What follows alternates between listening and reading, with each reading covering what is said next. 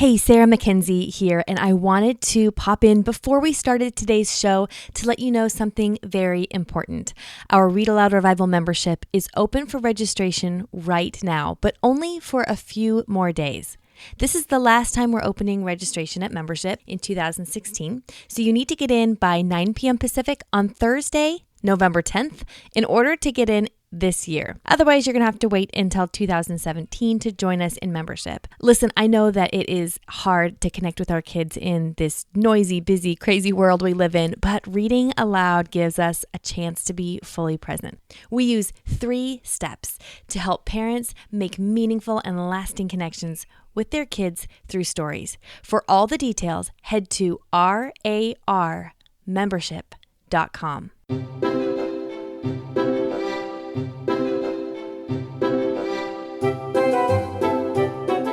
You're listening to the Read-Aloud Revival podcast. This is the podcast that inspires you to build your family culture around books.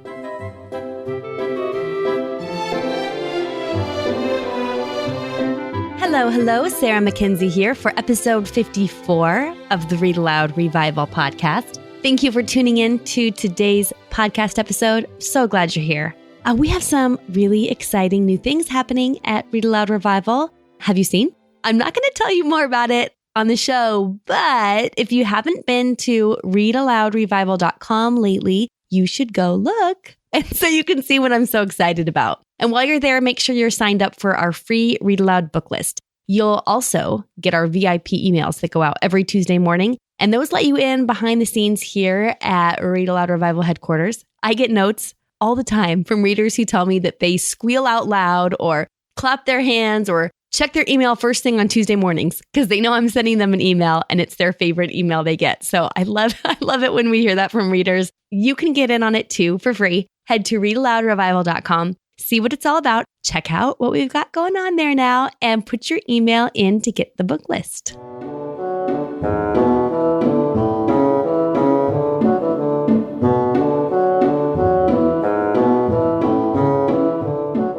James Daniels is passionate about many things: his family, his church, good food, gardening, and education. More specifically, he's driven to make sense of educational philosophy and share his experience and knowledge with others. He does that as an educational consultant and speaker, pulling from his previous work as the head of the upper school at a private school in Alabama. James has a master's degree in education, has served as a consultant to more than 35 liberal arts schools, and has spoken at national conferences such as the Cersei Institute National Conference earlier this year, where I had the good privilege of hearing him for the first time. I was blown away by what he had to say about education, the richness of what he shared, and I know you will be too. So I'm just thrilled to introduce you today to James Daniels. James, welcome to the Read Aloud Revival. Thank you so much for coming on the show. I appreciate you inviting me on the show. There's a lot of things that you do in your ministry that just make me very excited about what's going on in education. So thank you for that. Before we jump in, do you want to tell us just a little bit about your family and what you do there in Alabama? That's one of my favorite subjects to talk about. My daughter is going to turn 16 this week.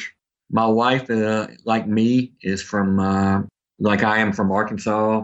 Her name is Larissa. My daughter's Alexandria. We did name her after the Library of Alexandria in Egypt. Oh, you did? So you can credit my wife for that. She's, I'm going to give her a lot of credit for a lot of things in regard to what we're talking about today. But okay, so what kind of books did you share with her as she was growing up that like stand out to you as being particularly warm memories? Or yeah, that's a deceptive question because, my wife and I were reflecting on that just a few weeks ago, and we were always readers. We all read a lot of books to her, but none really stuck out. And then I talked to my daughter and I said, man, I just remember doing a lot of reading, but I don't remember one specific book or what were some books that maybe stand out to you. So I think the litmus test of our reading is not how well put together our curriculum is or our lesson plans are, but maybe what our kids remember. Oh, that's good. And I was very impressed by the ones that made an impact on her because the list surprised me a little bit. The first thing she mentioned were the Aesop fables. Really? Yeah. And so that and Frog and Toad were right behind that. Oh, that's so great.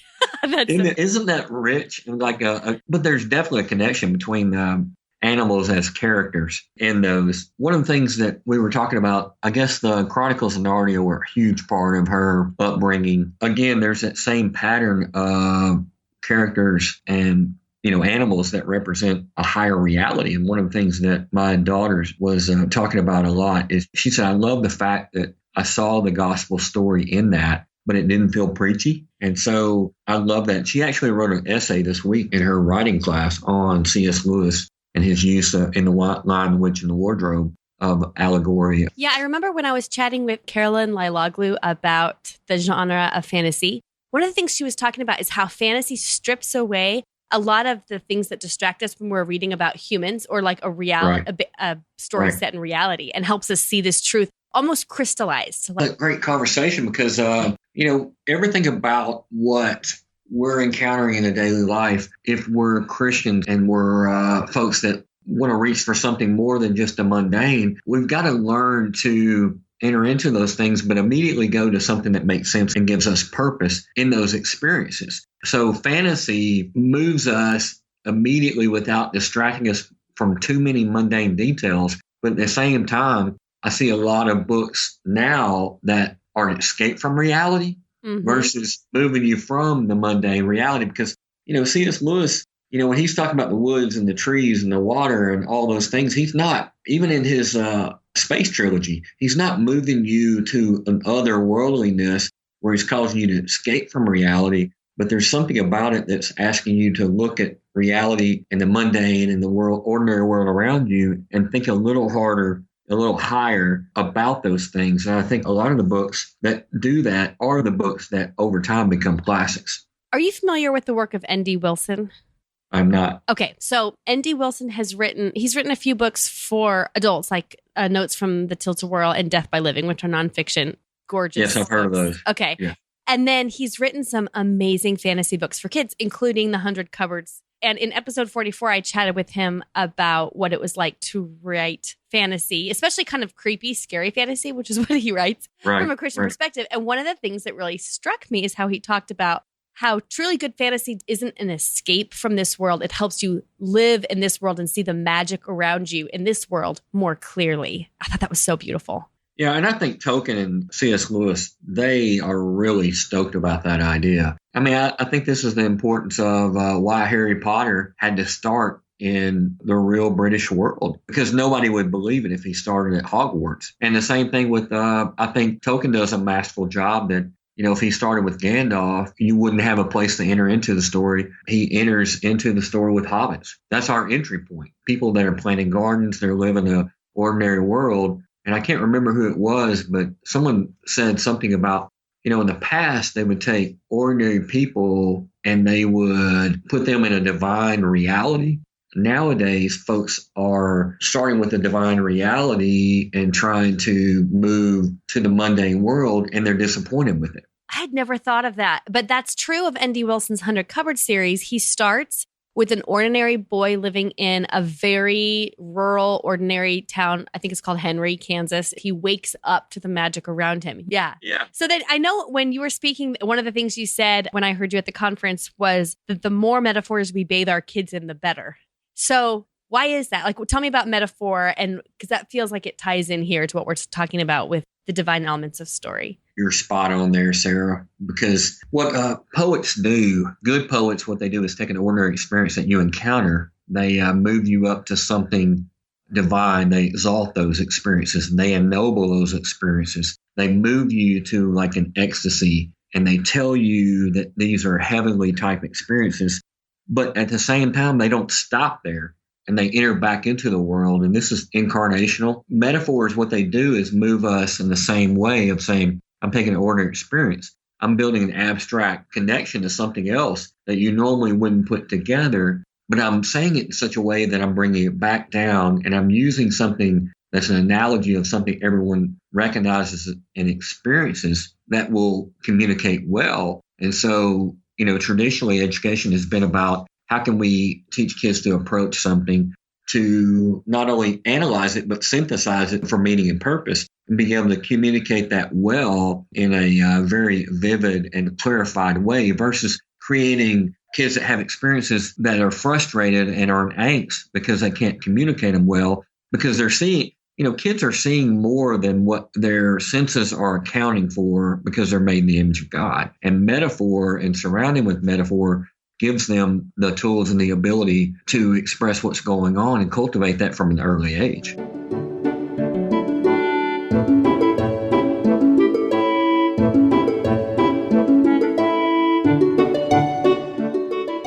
Would you agree then that a good story is a metaphor? So when we are bathing our kids in metaphors, we're giving them lots of poetry and stories? Absolutely. That's why I say literature and poetry have always been the hallmarks of just great education and just whether it's a homeschool setting or a school setting, because it cultivates something that's a deep need in the human psyche, if you want to call it that, or in the human soul, to be able to make sense of the world around me, to be able to communicate well, and then ultimately be able to contribute to the conversation that's around me as I'm communing with other human beings. Oh, so good. Okay, so as we're thinking about stories and metaphors, poetry, and ways to give this gift to our children, one of the things that I've noticed lately is a kind of elitism in book choices. Like I think a lot of attentional parents, we have the good intentions of giving our kids the best stories that we can find because we have good intentions there. But sometimes I think we get caught up in choosing just exactly the right books instead of sort of spreading this wide feast instead of being sort of elitist about, we read these kinds of books, but not those kinds of books. I read The Pleasures of Reading in an Age of Distraction earlier this year and was just like, so... Yeah, that's a good book. You read it. Okay. Yes. Yeah, I pulled out one of his quotes, actually. He says, "For heaven's sake, don't turn reading into the intellectual equivalent of eating organic greens, or, shifting the metaphor slightly, some fearfully disciplined appointment with an elliptical trainer of the mind, in which you count words or pages the way some people fix their attention on the calories burned readout. Some assiduous and taxing exercise that allows you to look back on your conquest of Middlemarch with grim satisfaction. How depressing. This kind of thing is not reading at all, but what C.S. Lewis once called social and ethical hygiene." And then he says, "Read what gives you delight, at least most of the time. And do so without shame. And even if you are that rare sort of person who is delighted chiefly by what some people call great books, don't make them your steady intellectual diet any more than you would eat at the most elegant of restaurants every day." How would you help a mom finding herself worried about her kids not reading primarily the classics, let's just say? Let's say they read some classics in school, whether they go to school or they're being homeschooled, but they're also reading a lot of lighter stuff on their own or together as a family. Can you speak to that a little bit? Absolutely. I mean, I love the analogy there because I think all great analogies for education are found in food and eating. It's just like if we were going to put the pressure on our family to eat a grand feast every single night. It would be like if we're going to eat in the same way we would do for special celebrations every single day. I mean, that would break our backs. Whether it's a school or at home, the most important element of that is intentionality. Is the book that you're selecting really something that you've thought through by way of being purposeful for your child in this setting, where they are, or did you grab it off a book list of someone telling you, if we all read the best books that we've ever been exposed to, what would that look like? And so I think a lot of times we kill ourselves by trying to be the most excellent. I like the word you use, in an elitist way. I mean, there's a lot of good lists out there, and there's a great books list. There's a good books list that's been written by a few people for early on. But when I talk to parents and when I talk to schools that are talking about curriculum type decisions, I tell them my biggest fear is not what books you read and don't read. My biggest fear is that you're not taking the books intentionally for what you're specifically wanting to train and what you're specifically wanting to use to nourish your child's soul at this point in time. I love that because it helps us remember that our kids aren't projects. So we're not just filling them with these certain books because we want it. Like, they're not like a recipe, like we fill our children with these certain books and they're going to come out thinking just the right way or be just exactly how we hoped they would. They're humans and they're images of God. And so it's more like a feeding and nurturing rather than putting in the right ingredients and hoping that it comes out just the way we hoped, right?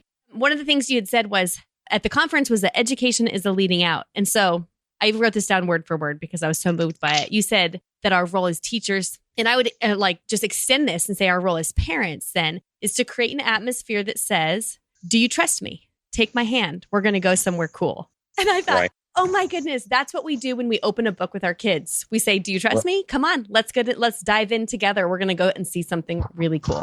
Yeah, I love that. I think it's mutual respect, mutual trust, because we're talking about people that, as teachers, we're human beings that are trying to dignify other human beings. But, I'd take a step back from that the way that people enter into a trusting relationship is by way of shared experiences. And so for our children, our shared experiences are not intrinsically around the fact that I happen to be their dad or their parent and they're my child and that we have this natural bond. I think a lot of times that we need to go back to something deeper that, we're all human beings. And so what are the shared experiences that we all have that we can draw off of and come to this together? And I don't want to say peer to peer because it sounds like I'm striking at the authority of the parent or the teacher. I don't mean it that way, but I do know that when my daughter sees me in a real state of wonderment and I'm enraptured by what I'm about to talk to her about,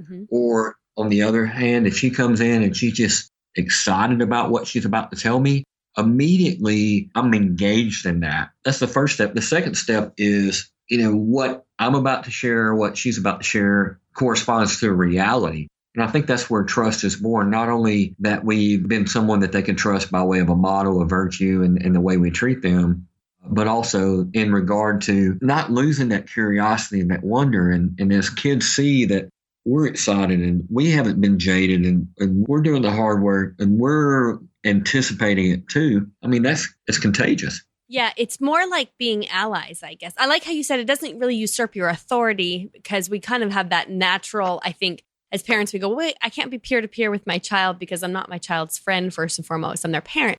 Right. But my thought, that really resonates with me because what I feel like in my own home is that when I create this atmosphere where it's more like a book club and less like a teacher-student relationship, when it comes to reading books together, we're kind of hooking arms to jump in and just dialogue about this book together. There's a whole different interaction. The richness of our conversations and our experience of reading that book together is so much richer than it is when I take on the role of, I'm going to teach you all the good things you should think about this book we're about to read.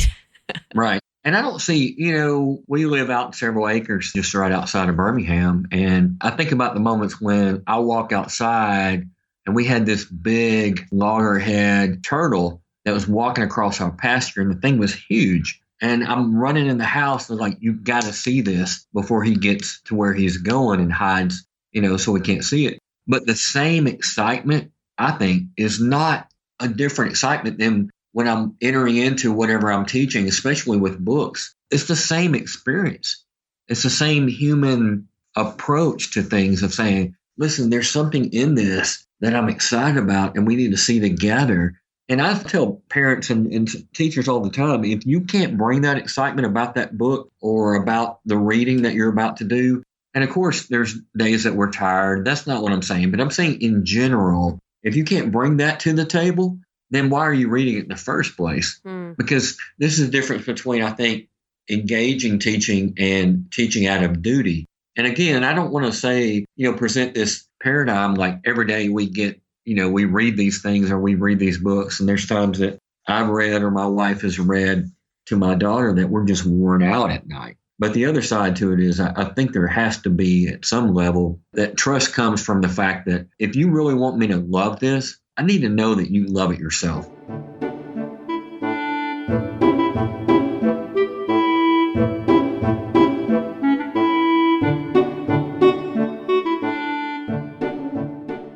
That brings me right to the next thing I wanted to ask you about, which is the difference between reading for understanding versus reading for analysis. And you talked about this at Cersei, and I would love for you to share it with our listeners. I can't take credit for that. There's a gentleman out of Regents that spoke to a friend of mine about that concept. He brought it to the table when I hired him in Memphis. And we talked about that a lot. It made sense to me of what happened after the 16th, 17th century in history. And that is that we began to stop asking what things what impact that things could have upon us. And we started saying, how can I use this for my own personal goals? Mm. And so C.S. Lewis says, and I think it's The Weight of Glory, he talks about the idea that in the past, the mark of the wise man was to conform his soul to the divine total reality around him. And I'm paraphrasing here, but the mark of the wise man in the modern world has been that we try to take total reality and conform it to our own souls. We're saying, I got to take this book because I'm trying to create this great curriculum. Or our children say, I need to know what you want me to learn from this content-wise so I can take the test and pass it. Right.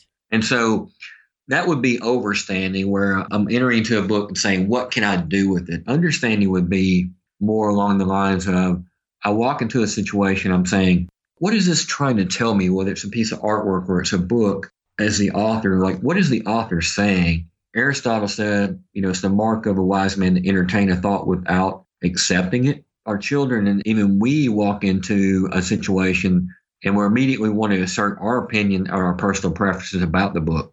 And I've been there numerous times with a lot of different children, including my own, to say, what did you think about the book? I didn't like it. I didn't ask you about you. Yeah. I asked you about the book.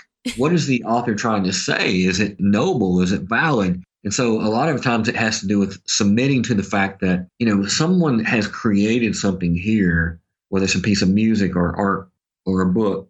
They created something, they're trying to express something well. For a moment, I'm going to suspend my agenda of whether I like it or not. What is it about this that made them create it, that gave them the passion to say these things? What are they saying? And so that can take a couple of forms. One is that I think we're too quick to try to critique and teach our kids to, try to find information or in some philosophical way, jump to that conclusion. Like break it apart, take it apart. Take it apart. Mm-hmm. What's the plot, the theme, all the literary criticism, same thing with poetry. We're trying to, get them to dissect it. But what I'm talking about is something that would be a little different. And that is, I pick up a book and look at the cover. Mortimer Adler talked about the idea of how to read a book. Mm-hmm. And one of the first things he said is, look at the cover, look at the back. What's the blurb? What's written on the outside?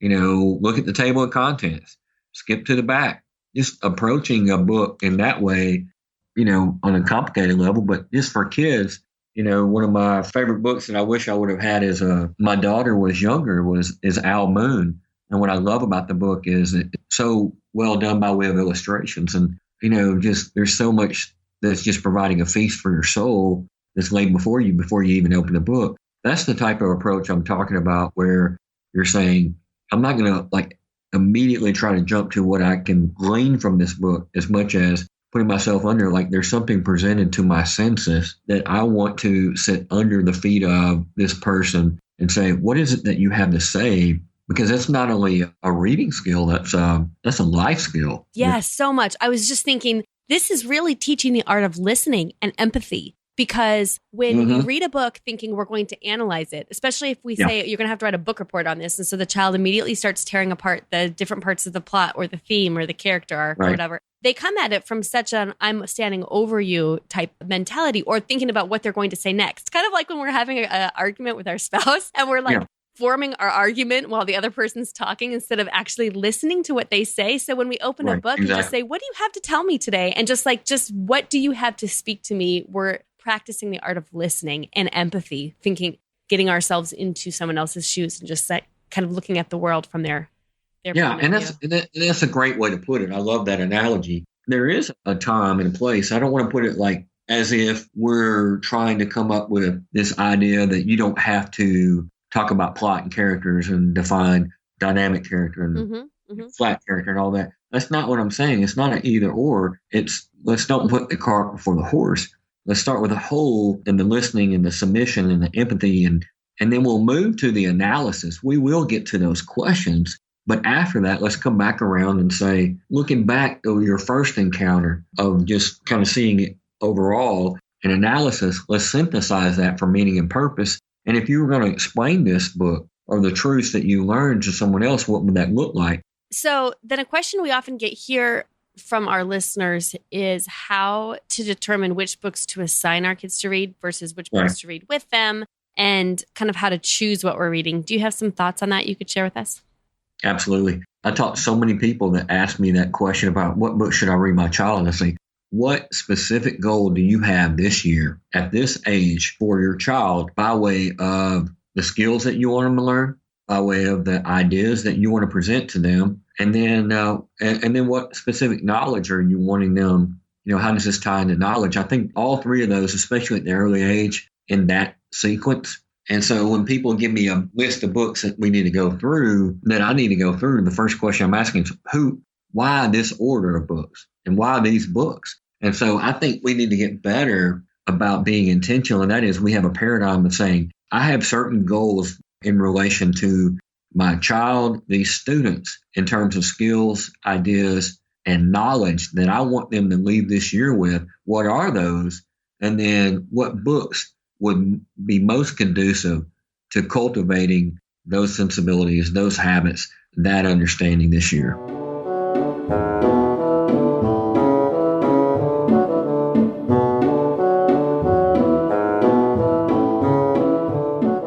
Oh, that's so good, because that takes the parent or teacher and has them look at the child first rather than the curriculum first. So instead of like putting our child through this, we have this fourth grade curriculum, this fourth grade set of books we were going to read always for fourth graders. We just kind of shuttled our kids through. We look at the child first as this image of God, as this whole person, and say, what do you need to feed you? And then we use books as a tool to teach the child instead of the other way around, right? Absolutely. I mean, that's why curriculum's never been anything more than just a path to where you want them to go. I've had a lot of schools call me and say, what would you use in fourth grade for a child? And I said, it really depends on, where they've been, where they are, and where they're going. Yeah, it's so good. That would be in the same way if you said, James, I'm trying to get home out here where I live. Can you give me your path so I can get home in a more efficient way? And I would say, Sarah, I live in Alabama. Why are you asking me for my path? It doesn't make sense for where you are. And I think we've got to be a little more aware, a little more savvy about the way we assign. And my daughter is 15. She's about to go 16. And there's books that she reads because we know who she is by way of her conscience and things that make an impact on her that I would not want other kids to read that may not be emotionally or intellectually as mature or immature as she is at this point. We have to do that all the time. I mean, there's certain movies that my wife and we have friends that go see that I like from where we are at this stage in our life, we just probably would not go see because it wouldn't be edifying for us. It wouldn't be nourishing to our soul. And it's not a condemnation of what they're doing, but it's saying for my family, these are the goals that we have. And these are the things that are on the forefront of our mind right now. And what are the things that we can do intentionally that would move us to be a better family, to be a better human being, to be a better person? And I think we need to apply that a little more effectively and a little more intentionally to what we're doing in education. So good. It reminds me, this is a little bit of a pivot, but it reminds me of, I was at a homeschool conference a couple of months ago, and I went up to, are you familiar with Steve DeMee from Matthew C? Yes. Okay. I use that curriculum with my daughter. Oh, you do? Okay. So I went up to Steve to ask him a couple questions I had about my son's math. And so I told him, my son's struggling a little bit with math. And his first question to me was not, how old is he? Not, what grade is he in? He didn't know any of that information. He just looked at me and said, okay, so what can he do? And so I started like rattling off the different kinds of skills he could do now. Right. And where he was getting stuck. And so he kind of walked me over to the right book and said, okay, I would start about halfway through here and just get, do these lessons until he knows them and then move on here.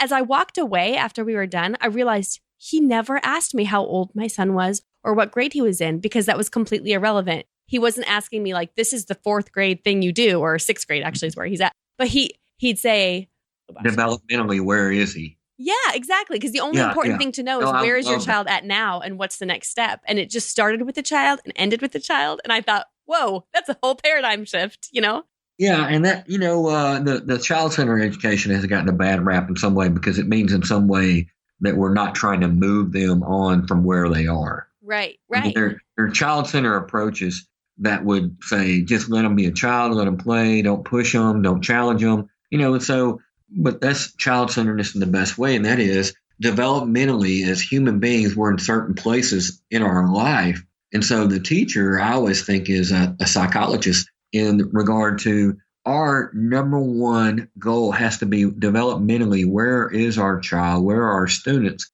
in relation to where we want to take them? And we bought into this modern myth that if they're in a certain, number one, all children develop exactly the same at the same time, which is crazy when you think about it that way. I mean, when you think about, I'm in my 40s right now, and man, I'm looking at the widespread place. When you think about when I'm thinking about other 40-somethings around my wife and I mean, we're all over the map as far as where we are in relation to our thoughts about, religion, politics, all of that developmentally, where we are in our relationship. It's widespread.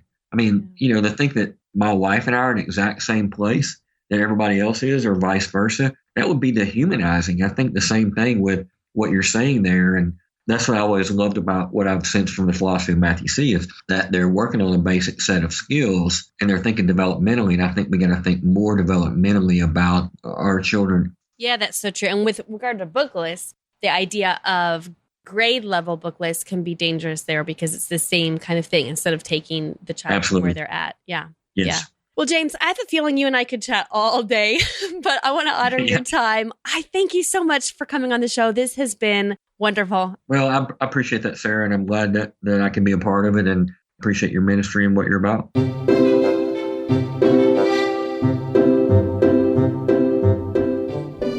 Now it's time for Let the Kids Speak. This is my favorite part of the podcast, where kids tell us about their favorite stories that have been read aloud to them. Hi, my name is Josiah, and I'm 7. I live in Minnesota, and I like boxcar children because they learn to live in the wild. My name is Ella, and I live in Minnesota, and I'm 5 years old, and my favorite book is Thumbelina, and she is as big as a thumb, and she made friends with a swallow. My name is Adrian, I live in Minnesota, and I'm 4 years old, and my favorite book is Mighty Schmuck, and I like it because he gets dirty and he has little wheels at first, and then when he gets clean, he has huge wheels. What is your name? Ruby. How old are you, Ruby? 2. Where do you live? And what is your favorite book? The day Jimmy's boa ate the wash. What is your favorite part? I like when the pigs eat the kids' lunches. My name is Caleb, and I originally was from Minnesota, but now I'm in South Korea. I'm 6 years old, and my favorite book is Star Wars by George Lucas. My favorite one is A New Hope. I like it because Obi-Wan dies, but then Luke and Leia Luke finds out later in the story something about him and Leia that make them related to each other. And that's what I think is the best part of all Star Wars. Hi, I'm Caitlin Strauss, age 7, and my home state is Pennsylvania. My favorite read-aloud is Mr. Popper's Penguins. I like Mr. Popper's Penguins because it is funny. And my favorite part of Mr. Popper's Penguin is when Mr. Popper couldn't figure out who his 2 penguins were. So he got white paint and painted their names on their backs. Their names were Captain Cook and Greta. And it's funny. To me, it's really funny. Hello, my name is Charlie. I live in Virginia. My favorite book is the Mysterious Bank Society series. And my favorite part is when Mr. Bennett and the rest of the gang comes to rescue the 4 children. The reason I like it is it's like these 4 children, which are secret agents, are trying to, in one book, it gets secret information, another, it's rescues friends, and another, they're trying to stop Mr. Kern but get captured. and I am 10 years old. Hello, my name is Julie May. I live in Virginia, and I'm 6 years old, and my favorite book is Ramona and Her Father, and my favorite part of it is when Ramona tries to save his father's life, which is stopping him from smoking. My name is Emily, and I live in Virginia, and I'm 3 years old. What's your favorite book? And I hibiscus bluff. Okay. And my favorite part is the beach.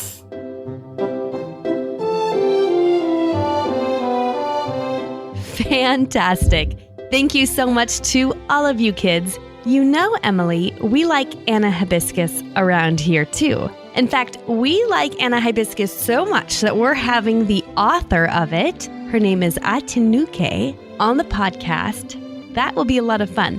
You know what? Her name, Atinuke, means loved before you were born. Isn't that wonderful? I bet you were loved before you were born too, Emily. Hey, if your kids haven't left a message to be featured on the show, they can do that at readaloudrevival.com. Scroll down to the bottom of the page and you'll see how simple it is to leave a message. And hey, if you aren't following the Read Aloud Revival on Facebook and Instagram, make sure you find us there. We're there all the time sharing great articles, new resources, and giving away lots of books and other bookish goodies. So we're Read Aloud Revival on both platforms. Just follow us, say hello. We'd love to connect with you there. That's it for today. Go build your family culture around books.